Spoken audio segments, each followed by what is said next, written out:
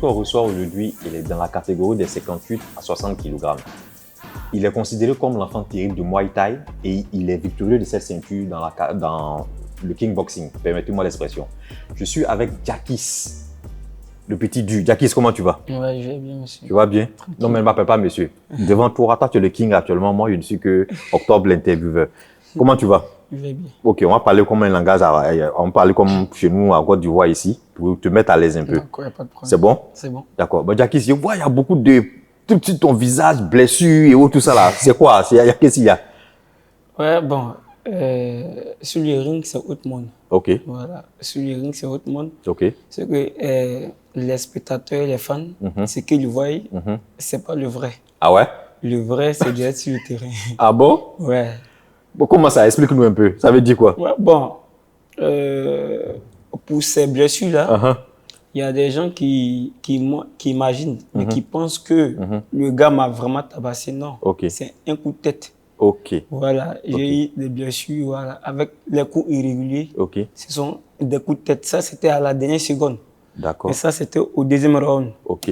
Voilà. Donc, c'est ce qui explique un peu les blessures. Les tout ça. blessures, non, c'est pas là parce qu'il est extraordinaire, mais c'est un magicien. Non, c'est pas le cas. Bon, on n'est pas en train de qualifier d'abord ton adversaire. En tout cas, ben, félicitations déjà. Merci. Je rappelle, monsieur, dame, que Jakis s'est couronné. Il a défendu sa ceinture, il a maintenu sa ceinture à la dernière finale de IFC, qui est le Invincible Fighting Championship. Donc, il a maintenu sa ceinture face à un adversaire de taille quand même. On a beaucoup apprécié le combat. Donc, félicitations à toi déjà. Merci. On a certes eu le temps de pouvoir échanger lors de ce combat-là, mais on a profité quand même pour faire cet élément-là, pour pouvoir te connaître, parler de ton palmarès déjà. Parce que je rappelle que Jakis a beaucoup d'aptitudes. C'est quelqu'un que j'ai vu évoluer dans ce sport-là. Et tant en Muay Thai qu'en kickboxing, c'est vraiment, on va dire, un roi sans couronne, si je peux m'exprimer ainsi, Jakis. Ouais. Voilà. Donc, personnellement, il y a quelque chose qui m'a frappé lorsqu'on a commencé l'émission. Depuis, je t'observe, je sens un grand calme en toi. C'est pas le Jakis que j'ai connu. Parce que la personne que je connaissais avant, je ne sais pas si vous le connaissez dans le milieu, mais Jakis, c'est quelqu'un... Bon, je n'ai pas répété le mot, hein, parce que j'ai déjà dit ça à Céline lorsqu'on a réussi. C'est un peu ouh, il était dans les mélangements là, mais c'est plus le Jakis. Qu'est-ce qui a changé? Qu'est-ce qui ne va pas, Jakis? Tu es malade ou bien qu'est-ce qui ne va pas? Non, bon, pour le changement, c'est pas une question de santé. Hein. Ok. Voilà. C'est que, arrivé à certains moments, d'accord, il y a aussi les conseils, mais qui vont aussi là, te faire changer, soit les situations de vie. Ok. Voilà. Donc, j'étais vraiment beaucoup conseillé par M. David, mais que mon boss. Ok. Voilà.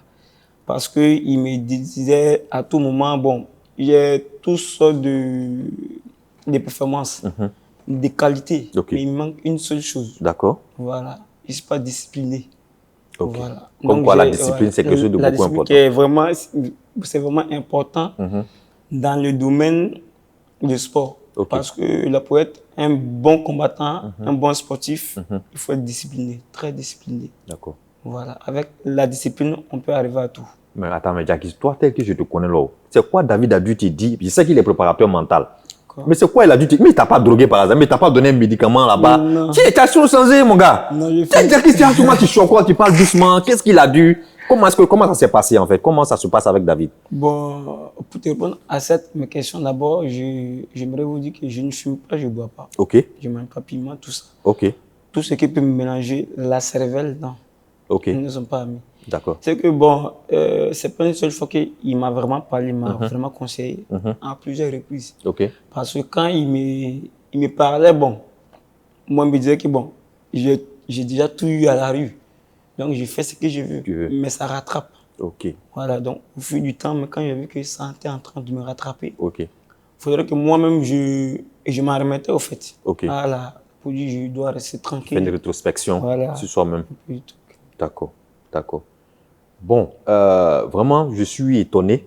Certainement, ceux qui nous suivent aussi vont le dire. Jakis parle avec un certain calme. Il est beaucoup maîtrisé. Il a un self-control. Bravo déjà à David, on lui tire le chapeau. Je vois que le point de vue mental a beaucoup touché. Les conseils aujourd'hui, je pense bien que ça paye. Si tu arrives à pouvoir te calmer. On va essayer de... Je sais que tu t'entraînes à la salle Eric Fabre Gym aussi. comment ça se passe déjà l'entraînement? Tu vois que tu as parlé de David déjà, avec les conseils, mais comment ça se passe déjà ton entraînement à la salle et tout ça? D'accord. Bon, là, pour les entraînements, c'est comme Céline l'a dit, moi, je ne paie rien à la salle. OK. Voilà, il a mis tout à ma disposition. D'accord. Peut-être que si le jour, je ne vais pas être là. Voilà, sinon, je viens quand je veux, où je veux. Du lundi au samedi. Même souvent, les dimanches, même, je venais. Voilà, donc, je m'entraîne tranquille, quoi. Il a mis tout à ma disposition. Voilà, maintenant, le reste, maintenant, vient de moi. D'accord, d'accord. Mais tu nous disais tantôt que tu as vu tout dans la rue, parce qu'on t'appelle l'enfant terrible. Est-ce que tu peux nous partager un peu un petit béret, un truc amusant, vraiment un souvenir de toi? Non, pas forcément de rue, combat professionnel, peut-être dans la rue. Est-ce que tu peux nous partager quelque chose? Un petit béret, si tu veux. Ouais, bon. Si c'est la base de rue, c'est que bon. Moi, à la base, je n'ai pas appris la boxe. OK. Pour devenir un grand champion, hein. D'accord. C'est que pour me bagarrer, me défendre dans la rue. OK. Parce que la rue, c'est sauf que peut. OK. Voilà. Tu peux pas cogner, ils vont te cogner. Donc, j'apprenais à aller me défendre. Voilà. Donc, j'ai eu un peu de trucs à la rue, en fait. OK. Mais la rue aussi m'a vraiment forgé parce que la rue, les gens se disent que quand tu es à la rue, tu deviens vraiment braqueur, voleur, un délinquant. OK. Non, ce n'est pas le cas. Ça, c'est quand tu veux. OK. Voilà, parce que la dernière réponse est à toi. C'est toi qui décides ce que tu veux devenir dans la rue. OK. Sinon, la rue conseille, mauvais, mais comme le bon. Donc, à toi de faire ton choix. OK. OK. Bon, je rappelle que je tiens à te dire en même temps, on va organiser une deuxième édition, un deuxième document, où on va inviter David. Certainement qu'on va jouer. J'ai besoin d'échanger avec vous deux, toi et David, comprendre un peu comment ça s'est passé, parce que c'est qu'il y a une petite histoire derrière. Et on souhaiterait mettre un peu en lumière parce que ça permet aussi à faire comprendre à ceux qui nous regardent que, certes, la vie peut t'amener à la rue, mais le choix aussi te revient. Donc, revenir un peu sur l'assistance, l'aide qu'il t'a apportée. Toi aussi, de ton côté, revenir un peu sur tes réalités. Je sais que tu viens d'un environnement assez difficile, donc on va revenir là-dessus. Donc, rapidement, est-ce que tu peux nous partager un peu les moments forts de ce combat-là, le samedi? On t'a vu beaucoup blessé, on a eu peur, on dit si Jackie ne va pas abandonner. Comment ça s'est passé? D'accord. Pour commencer, je ne vais jamais abandonner sur le ring. Ah ouais? Impossible. Tu es un guerrier. Impossible. Mais tout sauf ça. Mais c'est normal, tu es le petit de David. Voilà. Il ne peut pas te faire abandonner. Tout sauf ça. C'est écrit focus même à sa salle de gym. Tranquille. Voilà. C'est que déjà, à ma première blessure de coup de tête, déjà, j'ai dit à l'arbitre qui arbitre, mais il m'envoie des coups de tête. L'arbitre dit, je ne vois rien. Au moins, plus ou moins 5 à 10 coups de tête. Hein. Donc, j'étais vraiment blessé, je saignais. Donc, à tout moment, on a arrêté le combat pour que les médecins venaient me soigner. Il dit, quand il y a 2 médecins qui m'ont dit, mais on arrête le combat. Il dit, non. C'est Côte d'Ivoire, Mali. Ah, non, faut pas dire. C'est pas politique, on a tenu de faire. Non, faut pas sortir des choses ici. Mais vas-y. Tu vois que, donc, je dis que lui, il défend sa nation. Moi également. Effectivement. Donc, impossible de rejeter ma nation. S'il faudrait que je reste là, que le sang remplit le ring, il n'y a pas de problème. Donc, j'irai au charbon. Donc, c'est bon. Nous ne sommes pas tous au charbon, j'ai les blessés aussi. Même endroit, avec ce même coup de tête. Parce que là, l'arbitre n'a rien dit, mais je l'ai rendu le coup. Donc, à la dernière seconde, là, c'était chaud. Très, très chaud. Donc, personne ne voulait se laisser dominer au dernier round. Donc, je l'ai raté un crochet, là, il a tourné un coup de tête. Là, ça fait une grave déchirure. Donc, mais quand j'ai pris son dernier coup de tête, à la carte là, que j'ai vu le sang jaillir, et donc, oh là là, c'est foutu. Mais c'était la dernière seconde où l'arbitre a déjà, il devait taper seulement. Donc, c'est tombé dans cette dernière seconde-là. Mais je suis que j'avais gagné ce combat. Parce que moi, je boxais dans les règles, dans le nombre. Mais le Mali, non. Effectivement, moi, j'étais là à la soirée. On a vu beaucoup de sang couler. Nous, on a eu peur. Pratiquement à la dernière minute. Bon. On s'est dit qu'il faut... Et puis, on t'a vu après le combat avec un gros bandage. On a eu peur pour toi. Et je constate que, bon, vraiment, tu as récupéré, tu as bonne mine, à part le sparadrap que tu as sur toi. Donc, est-ce qu'il y a des produits que tu as dû utiliser, tu as dû prendre des supplémentaires? Quel a été le protocole pour te suivre un peu? Bon, après le combat, 2 jours à 3 jours après, je suis allé voir M. David Coppola, mon boss. Voilà, mais qui m'a confié à ce coach. On a fait un bilan, voilà, de santé. Voilà, et ensuite, j'ai eu des bains de glace et ensuite les massages. Waouh. Voilà. Tu as bien massé là-bas. Tranquille. C'était un peu intéressant. La Gauloise, c'est bien massé. Je connais. Ok, là c'est intéressant déjà. C'est déjà bon. Donc quand tu parles de bilan, c'est quoi? Tu es parti à l'hôpital pour pouvoir faire un bilan de santé, mais quand tu parles de bilan, c'est quoi? Pas vraiment à l'hôpital, c'est que chez David Coppola, à la salle Eric Favre, il a tout sur le matériel. Ok, donc en fait, ils ont fait un bilan corporel avec des... Tranquille. Ok. Voilà. Je vais revenir un peu sur un truc qui se passe sur les réseaux sociaux. J'ai quelqu'un aussi, un jeune que tu dois certainement connaître, Kevin Leloup, qui poste quand même. Il essaie d'envoyer des punchs via les réseaux, à travers des différents messages. Le petit, il te traque depuis le AML. Donc, c'est comment finalement? Est-ce que tu es prêt à affronter le petit? Parce que le petit même, je l'appelle, hein. Si tu reçois cette vidéo-là, n'hésite pas à rentrer en contact avec moi pour qu'on puisse tourner un élément si possible. Mais Jackis, le petit, il est sur toi, tu ne réponds pas, tu es dans ton coin. Essaie de nous dire quelque chose quand même pour le motiver. D'accord. Merci de pouvoir aborder ce sujet-là. Ok. D'accord. Il y a un proverbe là qui dit « Le sage répond toujours par le silence ». Waouh. Voilà. Ah, Jackis est devenu sage, hein? C'est que... Jackis quoi? Jackis qui connaît, c'est lui qui répond quoi aujourd'hui? Donc, c'est qu'il a lancé son discours. J'ai vu sur les réseaux. Bon. Dans les débuts, j'ai voulu accepter le combat. D'accord. Voilà. Mais arrivé à un certain moment, je me suis assis puis j'ai réfléchi. Mais si tous les plans je perds, pourquoi? Parce que c'est moi le roi en Muay Thai.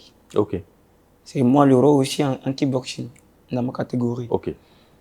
Je suis multi champion de Côte d'Ivoire en boxe et kickboxing. Champion d'Afrique en Muay Thai. Donc, je vois que lui, il vient d'arriver il y a au moins 1 an à 2 ans. Voilà. Sinon, je le respecte beaucoup. Il a fait ses preuves au taekwondo, il n'y a pas de problème. Moi aussi, j'en ai fait mes preuves en Muay Thai et en kickboxing. D'accord. Tu as pratiqué aussi le taekwondo aussi, bien sûr, j'ai fait 1 an, mais quelques mois.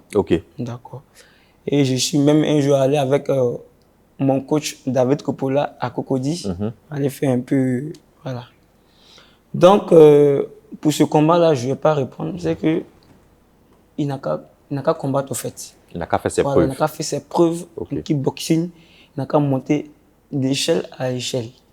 Parce que tu ne peux pas venir dans une cour familiale et puis venir prendre la place du père de famille. C'est impossible. D'accord. Possible. D'accord. Donc, j'ai rencontré plusieurs boxeurs dangereux. Ils ont le talent, ils sont techniques. Et je les ai battus tous. Donc, il n'a qu'à faire ses preuves. Il n'a qu'à monter. Le minimum, c'est 55 combats en professionnel. Lui, il en a au moins 5, il peut dire. Il n'arrive même pas à 5. Donc, si j'accepte le combat facilement, je lui donne non. Je le fais grandir facilement et rapidement. Donc, tu vois un peu. Donc, je suis là, je l'attends, mais il n'a qu'à combattre. Voilà. En tout respect et humilité. En tout respect et humilité. Non, Jackis, vraiment, permets-moi de te serrer la main. Mais Jackis a changé. C'est pas possible. Jackis a changé. Donc, Jackis répondait comme ça à Kevin. Kevin, si tu reçois cette vidéo, je n'interprète pas ce qu'il dit en toute humilité et respect, comme il a si bien dit. Il faut que tu essaies de gravir les échelons. Tu auras le temps de pouvoir répondre lors de nos prochaines sessions, si possible. Donc, on compte sur toi. Essaie de rentrer en contact avec nous. Bon, donc, Jackis, on a la fin de cet élément-là. Est-ce que tu as des projets? Est-ce qu'il y a des projets futurs? Est-ce que tu as une actualité à nous partager? Ouais. C'est que pour la ceinture, le championnat d'Afrique, champion IFC, tout ça, c'est pour l'Afrique, au fait. Il reste en Afrique. D'accord. Mais sur le plan intercontinental, c'est que ça se prépare. Il y a des loups qui se préparent. Voilà, plus que déjà, j'en fais partie mais de la team Eric Favjim. D'accord. Voilà, donc j'ai mon coach Michaela, super bon en physique, en préparateur physique et mental. OK. Voilà, donc on a au moins 6 mois de préparation. En 2025, je vous promets qu'il y aura du lourd parce que ce calme que vous voyez là, le démon il dort en moi. Bon, vraiment, c'est un calme. Il a si bien dit, le démon dort en lui. Messieurs, dames, n'hésitez pas toujours, cliquez sur le j'aime, restez abonnés. On reçoit David Coppola et Jackies pour une autre session. Certainement, on aura le temps de pouvoir développer qu'est-ce qui se cache derrière ce calme-là et quelle est l'histoire derrière ce jeune athlète-là. Je vous promets qu'il y a beaucoup de choses à dire sur lui parce que, comme je le disais tantôt, sortir de la rue, avoir ce calme-là, pour quelqu'un qui était bagarreur, pour quelqu'un qu'on a connu, ça nécessite beaucoup d'interrogations. Et c'est ces interrogations que nous allons élucider lors de notre prochaine session. Cheers. Ciao.